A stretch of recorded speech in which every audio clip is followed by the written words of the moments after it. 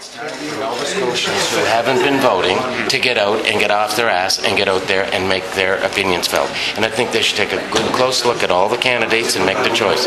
If they're voting because their father voted that way, that's okay. Get out and vote. If you care about this province, then you have an obligation. And if you don't vote, then you have no right to complain. That's simple, straightforward philosophy. What are your thoughts on the platforms of the three major parties you see? Well, I'm an Eastern intellectual. I read books about books, and I didn't see the debate. I don't watch television, but I've read a little bit of it, and I listen to CBC radio a lot. I find it very informative, and from what I can gather, is everybody is just watching their P's and Q's and not taking any chances because they don't want to take a chance. I mean, Rodney just came up with an idea for a curfew. I mean, it's going to cost the election, perhaps, because people say, Rodney, is that your idea at this moment?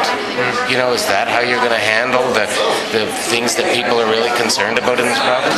I mean, if you told the truth about the resources in this province and how they've been squandered, fisheries and forestry and in the mining industry, I mean, we need better husbandry. We just need, and green husbandry, I think, is where it's at. We want to be able to renew. Excuse me. Sorry. Thanks.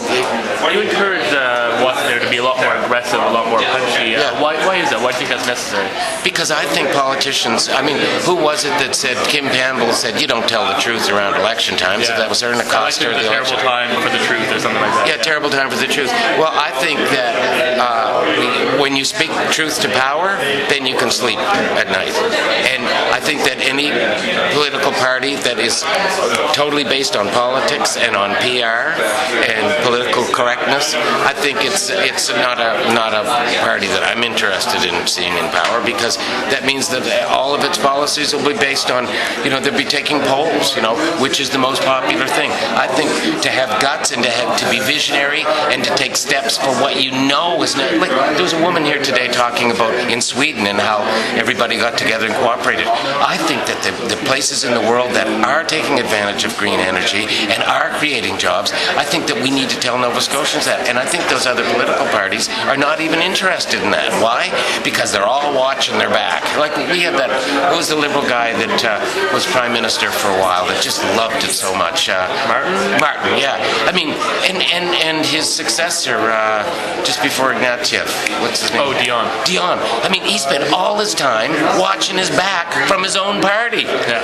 I mean, when politics is involved and the people in their own parties are trying to unseat them, and all their energy is spent on a fruitless quest for power instead of taking a chance. Like, I think that a government that falls because something it really wanted to do and tried hard to accomplish and didn't work for the people, not for its own long life, I think that government is alive and fresh and healthy. That's what I think. Have you thought about running yourself? I did run years ago, and I've been asked here and there to run, but I say bad stuff. I say 2 or 3 good things, and then I say one really awful thing, like, that guy's used to be a pedophile. I will do, I say, it's not, it's not Tourette's. It's just, risk-taking behavior. It is, and politicians are not allowed to be risky because they cost themselves power, and I don't want to have to be based. I don't want to have my opinion count against me in politics, right? If I said that I thought Canada should give away its resources to the rest of the world, I would lose 1 million votes if I was running federally, right? But that's what I believe. I believe that we have so much, it's our duty to, like the farmers in Nova Scotia right now, they just had a big thing. The NDP won the auction that they had. They had the votes. The farmers went and voted on what the politicians proposed. And I don't think Green Party got a shot at that. But why can't we give money to the farmers in Nova Scotia to send their products to countries that are starving? I mean, right now in the Darfur, we have so many things happening now.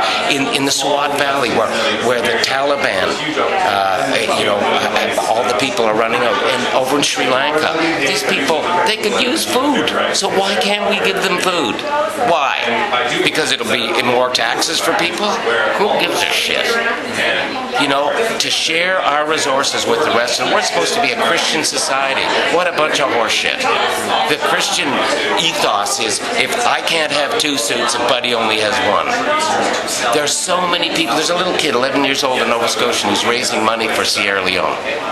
He's sending container, and there's so much interest in that and so much support that now they're going to set up a center, an education center in Sierra Leone. 11-year-old kid. I'm working with my brother in Nicaragua, getting kids out of the dump into private schools. I mean, every time you turn around, there are organizations. So you're just sort of working on the grassroots stuff? I'm helping earn money and doing a voiceover for the video and stuff. There is so much that we can do to help other people. And when we do that, we help ourselves. We feel like we own our lives.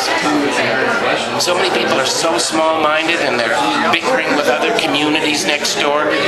We had a meeting down in our local community. We were going to charge less for the 4-H club to come in. But one of the big members said, they're in that community, and this is our community. We don't charge less for those kids from that community. That parochial, narrow-minded attitude is fostered in this province by the politics. And it used to be a choice. Do you want 3 choices in politics here? It was light, amber, or dark. Right? And as they said today, this thing about the highways, about old-style politics, it's still there. I mean, why does paving roads get votes? Do a study on that. How many votes does 1 mile of pavement get in Nova Scotia? Hey, I'm done.